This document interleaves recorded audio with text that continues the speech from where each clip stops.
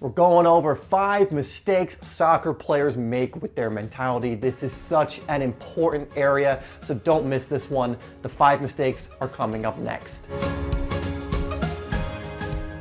What's up, guys? It's Dave here from SimplySoccer, where we're helping you to improve your game and stand out on the pitch, and we do that through releasing soccer videos every single week, usually 5 a week. So if you haven't already, hit that subscribe button and hit that bell icon so you don't miss any new videos or any other content that we post. Now, today's video is one I think is really important because I believe if many players could change their mentality or some of their mindsets, they would perform a lot better on the pitch. So I'm going over 5 of the most common mistakes I see in soccer players' mentality. Now, number 1 is actually an interesting one, and it's the way you think about mistakes. From a young age, at no fault of our own, we're taught that mistakes and failure are these things to be avoided and are absolutely terrible, and avoid them at all costs. But the problem with this thinking is mistakes are things that are always going to happen throughout your life and throughout your game, and in fact, you cannot grow as a player without mistakes and failures. We see them as negative things, but I don't think we should see them as negative things at all.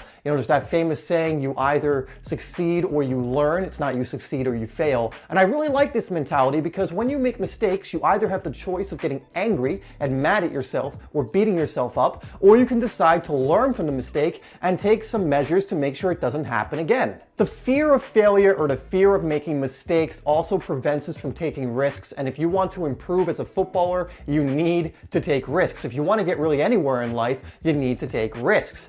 So you can't be someone who keeps beating yourself up over mistakes. Really start to look at mistakes differently. I'm not saying deliberately make mistakes in matches or things like that. I'm not saying that at all. What I am saying is mistakes will happen, and when they do, instead of getting angry at yourself, decide that you're going to learn from them and let the mistakes propel you forward by allowing you to grow and learn from the mistakes. Number 2 ties into that first one a little bit, and it's not bouncing back. Now, this applies to in the moment when you make a mistake or a bad play or something like that. You need to bounce back immediately and not worry about it until later when you can analyze it. Because if you beat yourself up in the moment when you make a mistake, it's going to affect the rest of your match. You could have been having an amazing game for 20 minutes and then you make a mistake like you miss an empty net or someone takes the ball off you or you lose possession in a dangerous area. And if you let that affect you, if you let it stay in your mind, if you let it dwell, then of course you're going to have a bad game because you keep thinking about this mistake and then you're worried about making more. The best players in the world bounce back from their mistakes almost immediately. They might have a moment of frustration for a few seconds, but then they get back in the game because they recognize that dwelling on that mistake is not going to help their performance in the match. They'll go after the match and analyze the mistake and try and take, or do things, certain practices to avoid making that mistake as often, but they're not going to worry about it in the moment because in the moment you should be focused and concentrated on what's happening around you right now, not on something that happened a few moments ago. Okay, so this next one is a big one and one we talk about all the time, and it's lacking self-belief. And this all comes from your mentality and your mindset. Usually a lack of self-belief comes down from the self-talk you give yourself, or telling yourself that you're not good enough, or believing things that other people tell you which aren't necessarily true. Look, confidence is something you need to develop, and it's a skill like anything else, meaning the more you give yourself positive self-talk, the more you bounce back from those mistakes, the more you take on risk and show yourself that you can overcome challenges, the more confident you will become. So an easy way to start this, or at least a very simple way to start this, is just start monitoring your thoughts throughout the day. Are you giving yourself negative self-talk or positive self-talk? It is going to have a huge effect on your confidence, because if you keep telling yourself that you suck and you're not good and you can't get any better, then of course you're going to start believing that. But if you go the opposite route and start telling yourself, I can improve, I can get better and better and better, look at how good I get, I have amazing potential if I put the work in. You start telling yourself stuff like that, you're going to start actually doing those things and you're going to be much more confident. Number 4, and one I find trips up so many players, is being a know-it-all. And I know this from the comments I get on these videos and the comments I see on other videos of players trying to claim that they have all the info or all the information information, and that if you don't believe what they're saying, they get angry at you. Essentially, it's an ego thing.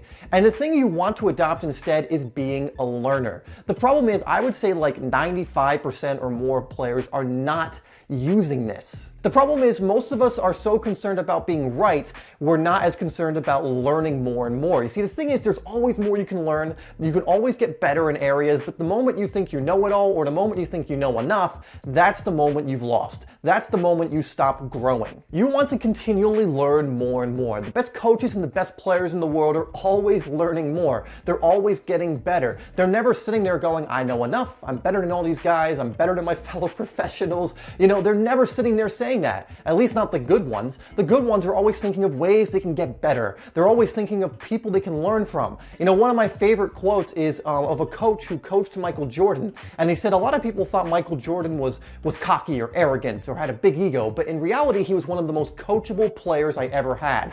Meaning he listened to his coach. The best player in the game, for basketball at least, was the most coachable player. Really let that sink in. Adopt a learning mentality. You never know it all. Nobody knows it all. There's always new information coming out, and you can always get better. So don't let your ego get in the way of you learning and becoming a better footballer. Adopt a learning mentality, and if you look at some of the best players in the world and you really dig deep, even the people you think have huge egos or arrogant or cocky, you'll find that they're actually very coachable and that they're always trying to get better through learning new things and trying new things and just trying to improve on a daily basis. Okay, and so here's an interesting one. Number 5 is not aiming big enough or high enough. Now, this doesn't just apply to soccer, but it's something I want to throw in here just to kind of give you an idea. But a lot of players will be very conservative with their goals for the season, or they'll go into games saying, you know what, if I just have a solid game, that'll be fine. But you need to aim big here. You should be going into every game thinking, we're going to win this game, I'm going to be doing everything I can to win this game, and I'm going to have a 10 out of 10 performance. Now, even if you have an 8 out of 10 performance, I'm sure you would be happy with that come the end of the game.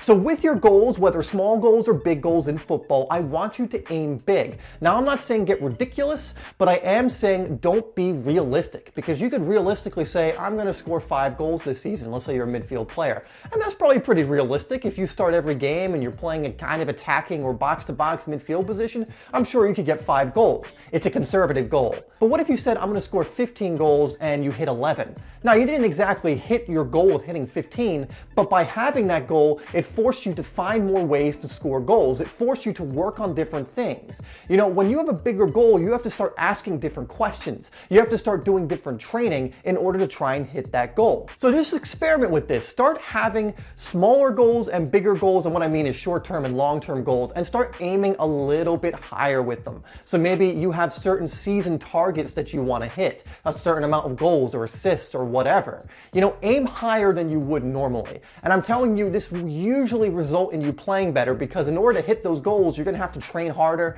you're going to have to do different things, you're going to have to think a little more about what you're doing, and it always usually results in you having a more productive season, game, or whatever goal you have. Guys, let me know of some other mentality mistakes you see players making or you see in yourself. Let me know in the comments. You know, the first way to improving in any area is to admit that you need improvement. So let me know, what area do you think you need to improve when it comes to your mentality, mindset, or just anything to do with the mental side of the game. Guys, thank you so much for watching the video. Please leave a like and share it. That really does help the channel to grow, and it allows me to keep releasing videos. Subscribe if you're new to Simply Soccer as well, because we release about 5 videos a week in order to help you improve as a player. I will have 2 videos come across the screen again, so you can continue to learn and continue to get even better as a player. And if you haven't already, please download my free ebook, Game Changer, which is absolutely free, and the link is in the description. Guys, once again, thank you for tuning in, and I will see you in the next video.